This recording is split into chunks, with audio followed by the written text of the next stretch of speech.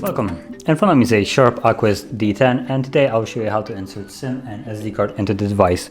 So before we get started, there's one thing that we'll need, which is the SIM eject tool. They come provided in a box, as long as I can actually grab it. There it is. So they come provided in the box, and if you can find it, you can always use something like a paper clip, and it should also work. So once you have that, you can then push out the tray, which is located, I think, on the left side. Yep, there it is. So right here, push it in, you will see that it pops out, and from here you just want to take it out all the way, and you have actually space for 2 SIM cards, but I'm going to show it with SIM card and SD card.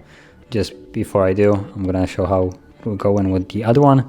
So instead of the memory card, you would put in a Nano SIM like this. So yeah, just get it other way. So here's the SD card and SIM card laying on the tray.